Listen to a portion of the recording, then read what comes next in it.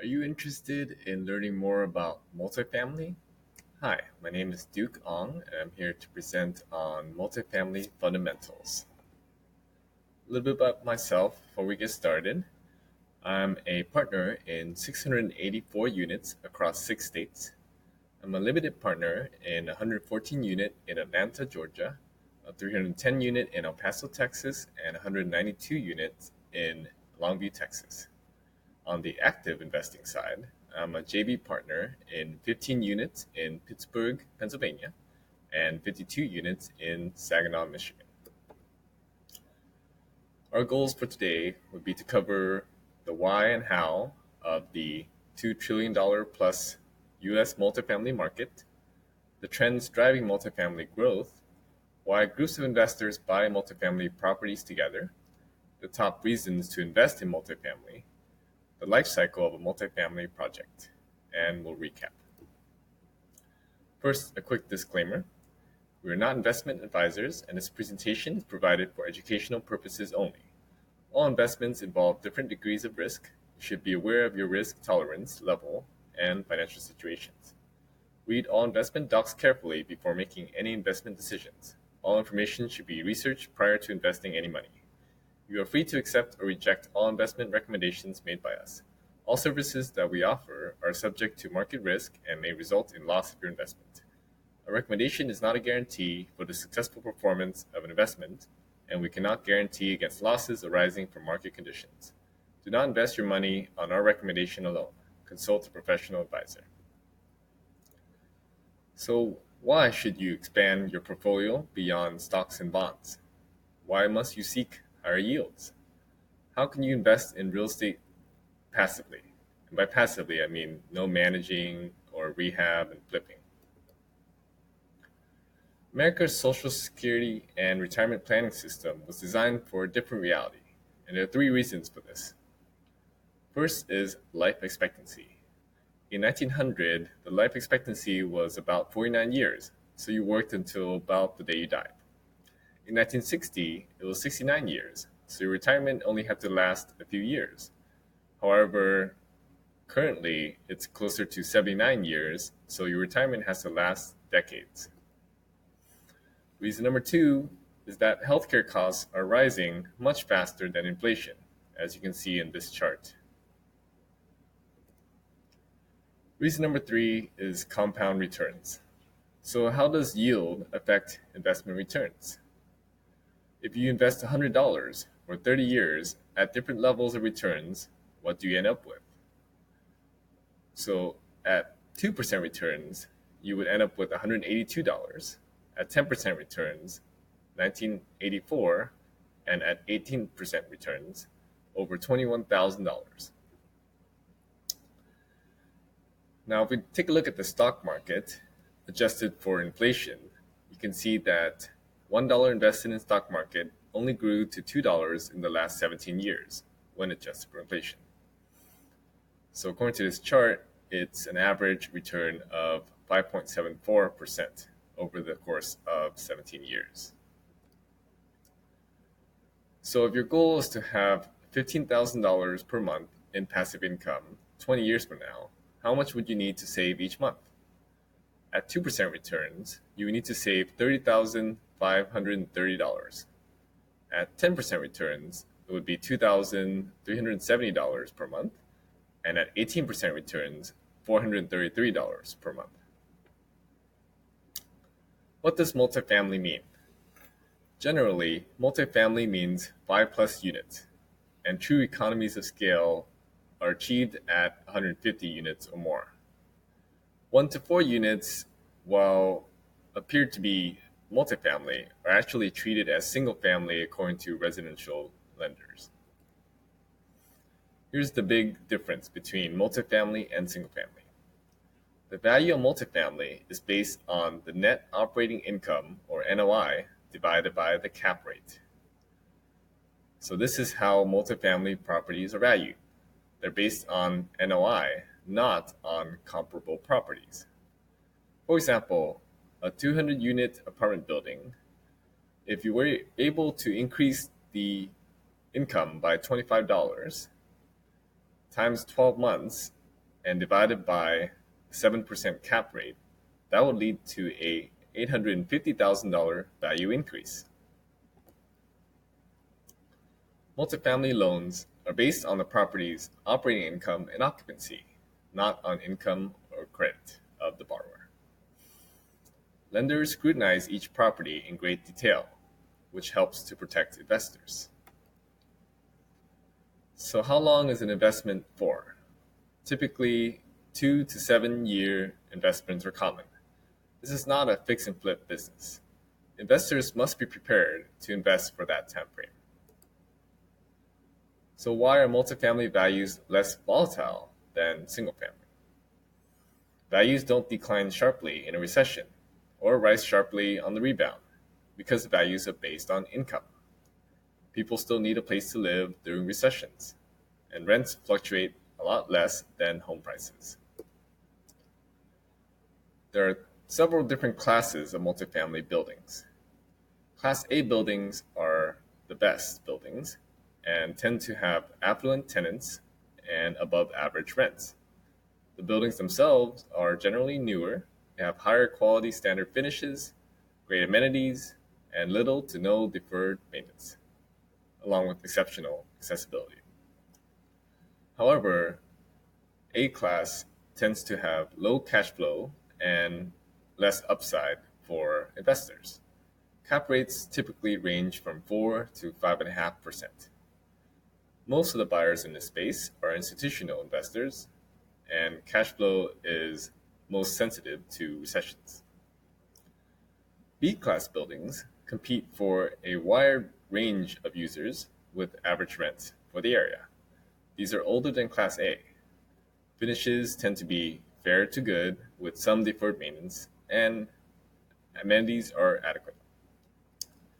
These have better cash flow than Class A buildings, and cap rates of 5.5 to 7.5% are common. These tend to have a mix of institutional and private buyers.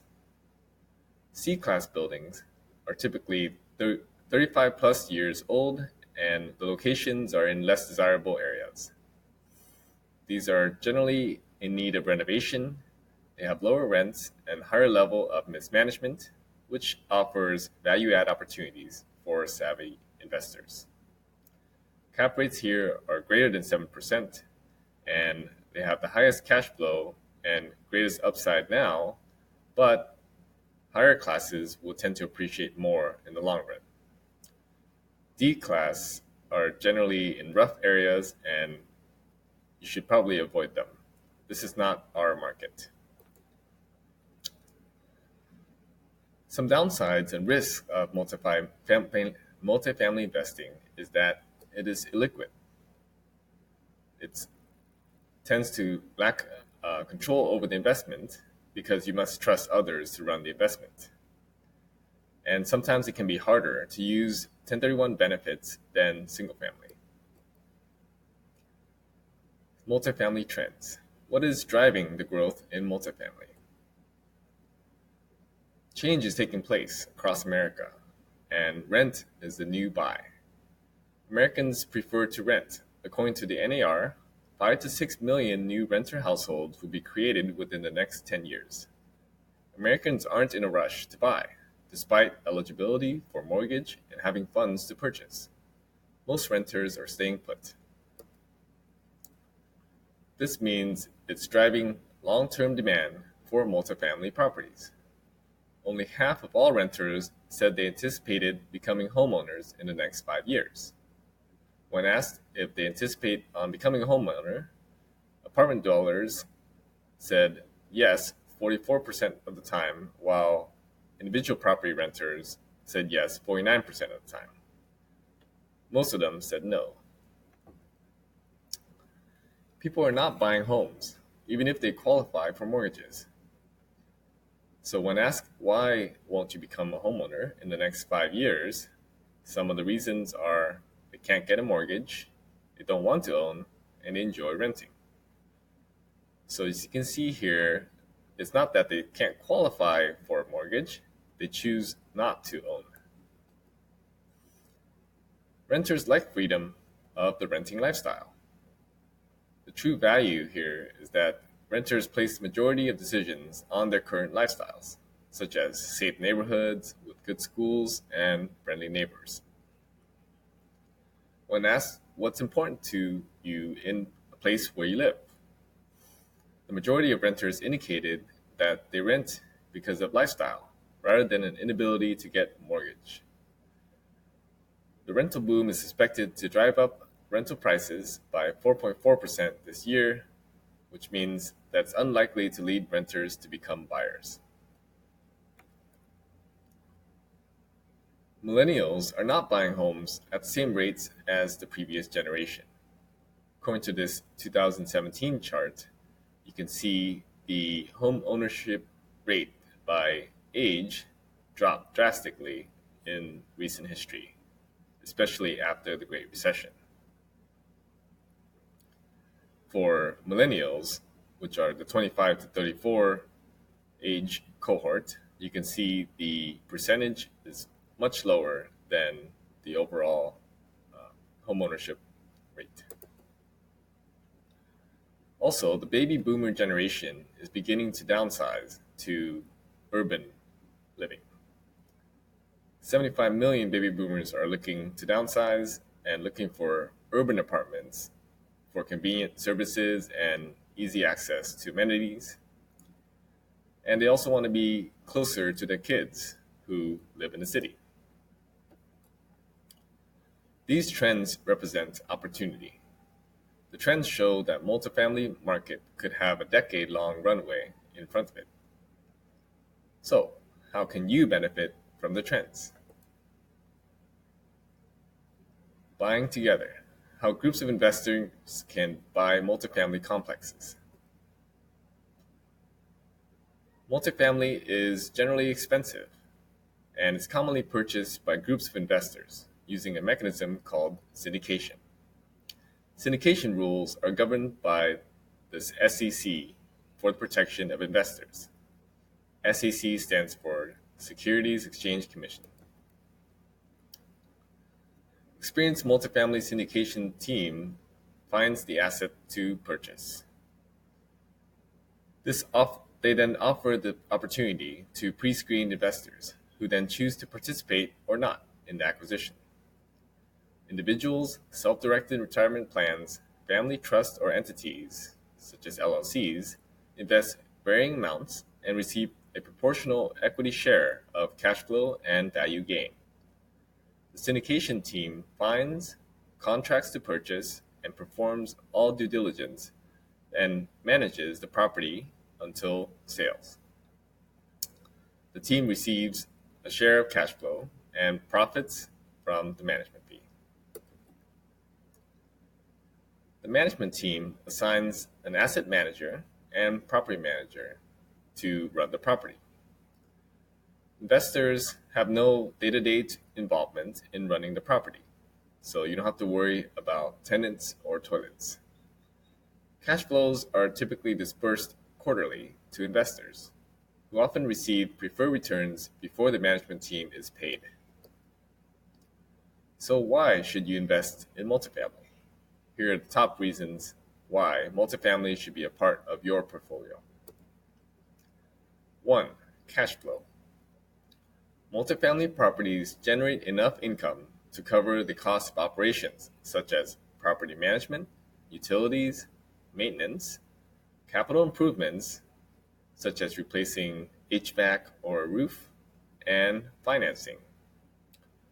The rest then goes into investors' pockets, which is known as the cash flow. The exact return will depend on the property. However, double-digit annual returns are common in the space. Reason number 2 is forced appreciation. Multifamily values are based on net income. Doubling the net profit, in turn, doubles the value of the property. This is the best vehicle to achieve significant growth in multifamily. Even with mostly stabilized properties, optimizing management can still yield big returns while enjoying cash flow from day one. 3. Professional management and metrics. Asset management and property management teams oversee the property using sales, cost, and profit metrics, making multifamily a truly passive income investment, with professionals handling operations. The majority of single-family investments require a lot more work and focus from the investor, because you would then be the asset manager. Reason number 4 is inflation protection. By owning multifamily, you're owning a real asset, which allows you to avoid the impacts of inflation, because the value of these assets will increase with inflation. Cash will decrease in value from inflation naturally, because each dollar will be able to purchase less in the future than now. The Fed is printing billions of dollars out of thin air. Therefore, owning multifamily is a great inflation hedge. Reason number 5 is tax benefits. Multifamily properties are able to take advantage of depreciation on the building and equipment to help offset income. This offsets some or all of the income taxes from the property cash flow. Reason number 6 is economies of scale. Multifamily complexes have huge economies of scale. Vacancies impact cash flow less due to the large number of units. Marketing and logistics are much more efficient. Repair and maintenance is more cost-effective. Dedicated employees are easier to manage than contractors. Upgrades are carried out with less impact on the revenue. Life cycle of a multifamily project. Purchase to sale life cycle. Here are the multifamily project phases. Every project has a life and character of its own, but the goal is to understand broad strokes of a multifamily project life cycle. The 4 phases of the project are 1. Pre-offer, 2. Post-offer, 3. Post-purchase, and 4. Sale. 1. Pre-offer. First, the team does metro research in terms of jobs, path of progress, and pricing trends. The team consists of the brokers, inspectors, property managers, and contractors. The team then does an opportunity search within those target areas. The team then walks comparably sized properties for sale in the target areas, and then finds the opportunity and makes the first offer based on the seller's financials.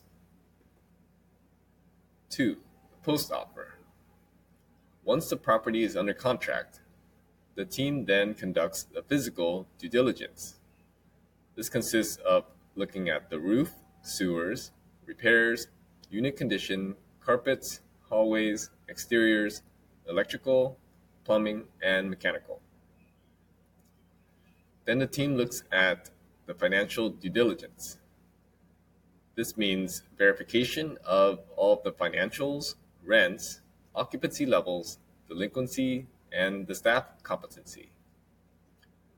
Next, they then do a comparable due diligence. This means walking the comparable properties to ensure pricing and assumptions are sound and that the property is a good purchase. Next, they then negotiate a repair credit or price reduction after verification of the financials. If the seller does not agree, then we start over from the beginning. If we do decide to move forward, then the team promotes opportunity to investors through webinars, detailed investor summaries, and financial projection documents. Next, the team hires a lawyer to create the legal entities, such as LLCs, to protect investors and the management team. The purchase is typically completed within 75 days, and the property is taken over. Once the deal closes and we get the keys, then the management makes changes to the property management team, either retraining them or replacing them with a new one. Management then makes upgrades to amenities, interior and exterior, to enhance tenant satisfaction and curb appeal.